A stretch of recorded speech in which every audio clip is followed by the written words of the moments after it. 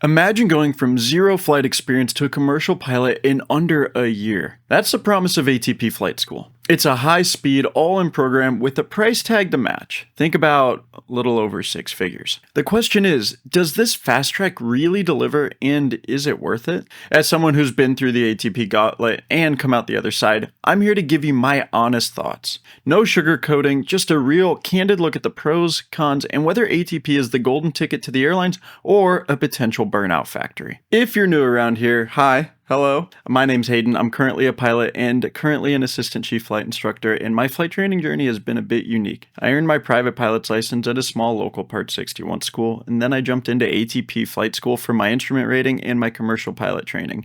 After that intense experience, I made the personal choice to go back to the original Part 61 school to do my certified flight instructor training. I've spent the last 2 years instructing, and yes, teaching others really makes you reflect on your own training. This mix of traditional mom and pop flight schools and ATP's fast track program gave me a very broad perspective. And today I want to share what I loved about ATP and what I struggled with and what I wish I would have known beforehand. Oh, by the way, if you're on the fence about which school to choose, I actually put together an entire course that walks you through every single step of picking the flight school that is going to work the best for you and your goals, budget, and timeline. It's packed with tools, comparison guides, and real-world red flags that you see all the time. Choosing the right flight school is by far the most important decision that you will make in your aviation career that could save you tens of thousands of dollars. Right now, the course is $29, and if you don't like it, no questions asked. I will send you your money back. No questions asked. So if that's something that interests you and you want to get your flight training off on the right foot and save yourself a lot of pain and time, the link's down in the description and it's going to be in the first comment. All right, back to the video. So if you're considering ATP or you're just curious about how it stacks up against a traditional route, stick around because I've got some good insight for you. Let's start on a positive note. What does ATP Flight School get right? In my experience, and it's backed up by many others, there are some clear advantages. The first and obvious one is speed and efficiency. This is the biggest selling point of ATP. The program is all about accelerated training. You're flying and studying full-time, which means you can rack up certificates and ratings fast. In fact, many students, myself included, complete their instrument commercial, and most people complete their CFI ratings in a matter of months instead of years. One recent ATP grad reported finishing all of their ratings in about 8 months. That's an incredibly short timeline compared to the traditional path. The immersion helps too. You're living and breathing aviation every day, which can reinforce skills quickly. That momentum kept me laser focused and helped me retain what I learned from one flight onto the next. Structured curriculum and resources. ATP provides a very structured, predictable curriculum. There's a set syllabus for every phase and you always know what's coming next. I found comfort in that structure. It was like having a roadmap for the entire journey. The school has a large, standardized fleet of aircraft and simulators across nationwide locations. So wherever you train, you get similar equipment and lessons. This consistency in training aircraft means you aren't constantly adjusting to new quirks. You can just focus on learning. I remember walking into ATP and being impressed by the rows of well-maintained planes and all the simulators available for practice. It really felt like an aviation boot camp with all of the tools at your disposal. Fast track to the airlines. Another huge pro to ATP's career pipeline. The program isn't just about getting your licenses. It's marketed as an airline career pilot program, and they back that up with industry connections. ATP has partnerships with a ton of regional airlines and even flow-through agreements with majors. They boast 39 airline hiring partnerships, including pathways to big names like American, Delta, and United. What that meant for me was seeing a clear line of sight from student pilot to airline pilot. Recruiters from regionals would visit, and we'd hear about cadet programs and tuition reimbursement deals. In fact, ATP proudly claims that more airline pilots start their career at ATP than any other flight school. The credibility of having ATP on your resume is a real thing. It signals to airlines that you went through a rigorous, standardized training. Several of my ATP classmates landed regional airline cadet positions very quickly after instructing, which speaks to the strength of those partnerships and the networking ATP offers. Fixed cost and financing. Flight training is expensive anywhere, but one advantage of ATP is the fixed cost program. When you sign up, you get a pretty clear price tag for the whole program. around $87,000 if you already have your private, or $117,000 from zero. While that number is definitely going to induce some sticker shock, the benefit is cost predictability. You're not as likely to run into hidden costs or training drag, where delays make you spend more. Unlike many smaller schools that charge by the hour, and if you take longer you pay more, ATP uses an all-inclusive model, covering almost everything in the syllabus. For me, having that upfront number, even though it was big, helped in securing a financial plan and mentally committing to the process. They also have dedicated financing partnerships, Sallie Mae loans and such, specifically because of their track record of graduates. And yes, I took out a loan, which I will be paying off for a long time, but ATP's structure at least gave me confidence that I'd finish on time and start working to pay it down. Also, by finishing faster, I potentially saved on months or years of living expenses and got to start earning much sooner, which is something to consider. Career support and mentorship. I'll add that ATP provides some nice career support. They host networking events, have online alumni groups, and give interview prep for their airline partners. My instructors at ATP, most of whom were all of them who themselves were ATP grads building time, were generally highly motivated and knowledgeable. They knew we students were effectively on a conveyor belt to become their co-workers at the airlines, so there is a sense of camaraderie and a shared mission. One of my instrument instructors would always say, "We're all in the hustle together. If you find the right instructor, and don't be afraid to speak up if you don't click with one, ATP will switch you if they can become a mentor figure." I had mostly great instructors who genuinely wanted to see me succeed, and that helped me power through the more stressful moments. Those are some of the big pluses: speed, structure, airline connections, cost certainty, and built-in support networks. Now it's not all sunshine and blue skies, so let's talk about the parts of ATP that aren't so great. Cons and challenges. Alrighty, buckle up.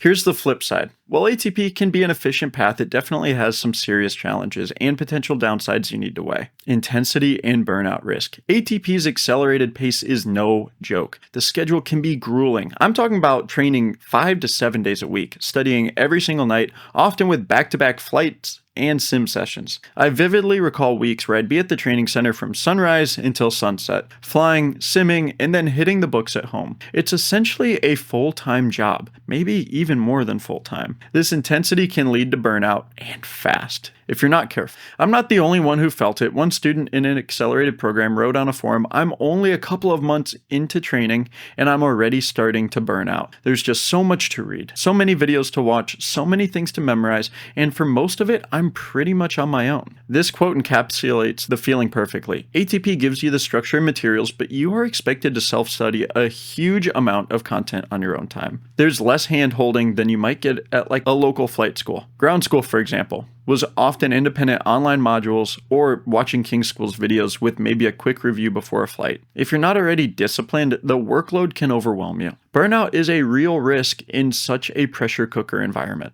I had a couple of peers at ATP who decided to take a break or even quit because the pace and stress got to them. Potential for washout. With that intense pace comes another harsh reality. If you fall behind, ATP may cut you loose. The program is designed with tight timelines for each stage. Failing check rides or even internal stage checks can throw off the schedule. ATP isn't very forgiving in this regard. There's a saying that ATP waits for no one, and it's true. If you can't keep up with the curriculum or you keep busting check rides, you risk being expelled from the program. And yes, it happens fairly often. One instructor bluntly told me during orientation, "You gotta keep your flying up, you gotta keep your skills up, or you're out. We have a schedule to maintain." I've seen online accounts echo this. The aviation forums have stories like a student who failed a stage check and was immediately kicked out, still on the hook for a good chunk of the tuition. Imagine failing one test and suddenly you're out tens of thousands of dollars. That's a pretty scary prospect. Even if you don't get formally kicked out, struggling through ATP is not pleasant. As an ATP grad described, ATP's program is fairly rigid. If you cannot learn at the pace dictated by their program, you will eventually wash out. There's not much wiggle room. In short, the program demands consistently high performance at a fast pace. It's not the kind of place where you can take a few extra weeks to polish a skill. The train moves on without you. High cost and debt. We have to talk about the money. Yes, I listed the fixed cost as a pro for transparency, but the absolute cost is very high. $80,000 to $120,000, often financed with huge loans, is a huge burden to carry, especially considering your first flying job, like flight instructing, is not exactly high paying. I personally took on a pretty sizable loan to do ATP. I believed in the invest now, pay off later idea, and I still do, but it's a leap of faith. If all goes well, you finish, instruct for a year or two, then get an airline job, and eventually make a good living. But what if life happens or plans change? You could be left with debt and no completed certificates to show for it. There are also reports of additional fees catching some students by surprise. For example, if someone withdraws or gets cut from the program partway, there are often some financial penalties. One Reddit user shared that after leaving ATP, they got hit with extra fees that significantly increased their financial burden. Disclaimer, I don't know exactly how true this is because I completed through the commercial stage, and in their eyes, that is completing the program, and I could not validate their claim. So the financial risk is real. You're front-loading a lot of money or debt on the promise that you'll succeed and make it onto an airline. Not everyone who starts ATP finishes ATP. And if you don't finish, you can request a refund from them. And with that said, those who do finish and get jobs seem to eventually find it worth the investment. But you need to go in with your eyes open about the cost versus the return. One size fits all for training. ATP has a very standardized way of doing things, which is efficient. But not every student thrives under that style. The standardization of the training can be a drawback if your learning style doesn't match the program. For instance, if you're someone who needs extra time to grasp a concept or who benefits from a more relaxed pace to build confidence, ATP's rigid timeline can become a source of anxiety. The program's mentality is basically a trust the syllabus, stick to the timeline. I remember really struggling with holding patterns during my instrument training. At a smaller school, I might have taken an extra lesson just focusing on that. Well, at ATP, there wasn't really time. I had to master it on the fly, no pun intended, while also moving on to the next lesson. It worked out, but it was stressful. Individual needs aren't the priority, the schedule is. A competitor's flight school's review put it well. Smaller schools can offer a personalized approach, whereas ATP's approach might not suit everyone's learning style. If you're the kind of learner that needs flexibility or a custom approach, you might feel constrained by ATP's cookie-cutter system. Possible burnout and the pilot mill culture. Let me address a reputation ATP has in some circles. Critics sometimes call ATP a pilot mill, implying it just cranks out as many pilots as fast as possible without much regard for quality or individual experience. I'd say there is some truth to it being a pilot factory. The goal is indeed to push you through the ratings quickly, but I wouldn't necessarily say that they totally sacrifice quality. However, I have seen some instances where the focus on staying on schedule meant some training felt rushed or checkbox oriented. And you will hear negativity about ATP in the broader aviation community. Some experienced pilots roll their eyes at ATP grads, partially due to that mill perception. Online, I've read comments as harsh as calling ATP the worst pilot mill and accusing it of predatory practices on naive students. There have been threads on Reddit with laundry lists of complaints. Instructors allegedly being apathetic or condescending, frequent maintenance issues, grounding airplanes, students feeling nickel and dimed with charges, and an overall high-pressure vibe. In fairness, a lot of students, like me, do get through fine, and some of the horror stories come from those who didn't finish or had especially bad experiences. But it's important to acknowledge that ATP's reputation is a mixed bag. Within the industry, you'll find cheerleaders who say, "It worked great for me," and detractors who say ATP is not producing good pilots. The truth, in my view, lies somewhere in between. ATP produces pilots quickly, but it's really up to the individual to ensure they get quality out of that training. If you just scrape by, memorize what you need for the check ride, and move on, you might end up a bit shallow in experience.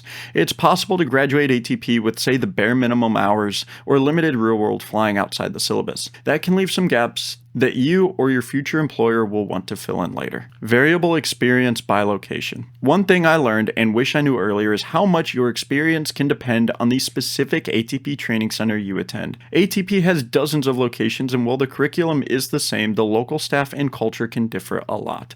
I did my training at an ATP location that fortunately had a fantastic atmosphere. The instructors and even the admins were supportive, and everyone got a fair shot at succeeding. But I've heard stories and later read online about other locations where the environment was much more cutthroat. For example, some students described locations where the training support specialist, the admin running the office, essentially created just a toxic vibe. People getting kicked out frequently, instructors always on edge about losing their jobs. In those places, the pressure must be even higher. I've seen posts from students who felt their prior flight experience was mocked or just not respected at all. or where failing a progress check meant you were almost shamed. On the other hand, at some locations, students report an extremely positive collaborative culture. So it's a bit of a luck of the draw unless you do some homework. Here's a tip. If you're considering ATP, ask around about the reputation of specific centers. Some of the larger established locations, often on the East Coast, tend to have more consistent quality, whereas others might not. The bottom line is that not every ATP location is the same, which is something you wouldn't know from the glossy brochure. In summary, for the cons, ATP's fast pace and strict structure can be a double-edged sword. It's effective, but it can also be unforgiving. It demands a lot of time, money, and personal fortitude. You have to know yourself and be sure you can thrive in that environment. Next, let me contrast it a little bit with my Part 61 local flight school experience, because that really highlights how different training can be. ATP Fast Track versus Part 61 training. Having experienced both worlds, I think it's useful to compare ATP's accelerated program with the more traditional Part 61 route, your local flight school or club. They are very different experiences, each with their own flavor. Pace and scheduling. The most obvious difference is pace. My private license at a Part 61 school was done at a very comfortable self-set pace. I flew maybe 2 to 3 times a week, weather and work schedule permitting, and if I needed to slow down or repeat a lesson, I could. At ATP, the schedule was basically full-time, pre-planned from day one. 5 to 6 training days a week, typically. Under Part 61, I could take a week off if life got busy or if I just needed a break. At ATP, if you needed a break, you would be falling behind. Part 61 felt flexible. We could reschedule lessons, adjust the syllabus as needed. ATP felt rigid, a train on the rails. Neither is inherently good or bad, it depends on what you need. If you have external obligations like a job or family, Part 61 lets you work training around your life. ATP requires training to be your life for the duration of the program. Personalization and instructor interaction. At my local school, I had one primary instructor for private training. He got to know my strengths, my weak spots, and could tailor the lessons to me. When I struggled with landings, we would dedicate extra sessions just to that. In ATP, I had a different instructor for each phase, one for commercial and another one for instrument, which is common there. They followed a standard lesson guide for every student. The instruction was still good, but it was less personalized. ATP's approach is more like an assembly line. The lessons are the same for everyone, and the instructors check off the boxes as you achieve them. Smaller Part 61 schools often pride themselves on a one-on-one mentorship style. My Part 61 instructor and I would chat, tell stories, and sometimes dive deep into topics just because I was curious. At ATP, ground discussions were more by the books. There's simply less time for tangents or deep dives outside of the curriculum. Some students would prefer the structured, no-nonsense approach at ATP, but others might crave the personal touch and mentorship you often get with a dedicated instructor at a local school. Quality of training environment. This can go both ways. ATP has newer planes. They're mostly Piper Archers and Seminoles. Standardized cockpits, and they take maintenance very seriously, and they have to given the utilization rates of those planes. My Part 61 school had a mix of older Cessnas with quirky radios and another one that was down for maintenance quite often. So, equipment-wise, ATP was superior, minimal cancellations for maintenance, and a spare aircraft was almost always available. On the other hand, the airspace and airports I flew in at ATP were often busier training hubs, whereas my local training was at a smaller field where I could practice in a less pressured setting. It was nice not having to rush or fit in with as many other training flights during my private training. ATP's larger operations sometimes felt like controlled chaos. Multiple students and instructors all trying to book the sim or planes, busy pattern work, etc. It definitely prepares you for the hustle of airline training, but the learning ambience at the small school was more relaxed and student-friendly in some ways. Let's talk about the curriculum and requirements. Both Part 61 and ATP, which operates under Part 61 Rules 2, just with an accelerated syllabus, get you the same licenses, but the journey differs. Under Part 61, there's flexibility in the order you do things and no strict stage checks mandated by the FAA, unlike Part 141 schools. ATP, while technically Part 61, runs very much like a Part 141 program. Highly structured stages, internal stage checks, etc. For example, during my private training Part 61, if I needed a few extra hours before solo, solo, it was no big deal. I just flew a few more times until I felt ready. At ATP, each phase has a set number of flight hours allocated, and you're expected to perform within that window. If you don't, it raises concerns. The training philosophy at ATP is to train to proficiency within a tight time frame, where Part 61 can be trained until proficiency however long it takes. The latter is forgiving but can lead to people dragging on indefinitely. The former is efficient but can leave someone behind if they don't keep up. Cost and payment. My Part 61 private pilot training was pay as you go. I paid per lesson/flight, which spread out the cost, and if I had needed to pause, it wouldn't be a big lump sum. ATP required upfront commitment of funds or loan approval for the whole program. It's a big financial commitment from the start. Interestingly, my total cost for private training under Part 61 ended up being less than what students at ATP paid just for the private phase. The ATP student I quoted earlier mentioned his private at ATP cost about $35,000 by itself. My private at a local school was around $15,000. I took longer calendar time, and if I trained slower, I also had more instructor hours to pay. So it's not that Part 61 is always cheaper. It varies. But with Part 61, you can budget as you go or slow down if money gets tight, whereas ATP is an all-in commitment. To sum up the comparison, ATP's approach is high speed, standardization, and requires your full dedication, whereas Part 61 training is flexible, personalized, but generally slower paced. I'm extremely glad that I got to experience both. Doing my private the traditional way gave me a solid foundation and confirmed that I truly loved flying before I plunged into the intensity of ATP. And, as I'll mention in a moment, I'd recommend that path to others. Meanwhile, ATP gave me the airline-oriented polish and got me through advanced ratings very quickly, which opened doors sooner. Neither path is better in absolute terms. It's about what fits your learning style, schedule, and career goals. In fact, some people choose a hybrid approach like I did, get a private license locally, then go to ATP for the rest. There's also the option of other fast-track academies or university aviation programs. Each comes with their own pros and cons. The key is understanding yourself and what environment will help you thrive. Now, let's summarize this. After hearing all of this, you might be thinking, is ATP the right move for me? Here's my honest advice. Number 1, know what you're getting into. ATP can absolutely deliver on its promise if you're prepared for the commitment. It will make you into a commercially rated pilot quickly, but it will test your dedication, stamina, and finances. As with any big career step, it's essential to weigh both the upsides and drawbacks of ATP versus other paths. Don't be swayed just by the glossy marketing or the seductive timeline. Really assess if you're ready for an intensive boot camp style. One former student's advice stuck with me. Do not go to ATP with zero experience. Go to a mom and pop school for 10 hours to see if flying is really for you. And if you can commit to the studying and the non-stop unfun flying, you'll do well in the program. I wholeheartedly agree. If you've never flown before, try it locally first. Make sure you actually enjoy flying and aren't prone to severe motion sickness, for example, and that you can handle the pace of those lessons. Those first 15 or 20 hours will tell you a lot about whether you love this enough to eat, sleep, and breathe aviation for months on end. Number 2, consider a staged approach. There's no rule that says you must do everything with one school. Some people do their private at ATP as well, which is fine if you're sure about it. But as I mentioned, it's very expensive to do the initial phase there. You might save money and stress by completing your private outside, or at least earning your solo outside, and then enrolling in an accelerated program like ATP's for the instrument/commercial phase. In fact, ATP now offers a credit for private or a credit for solo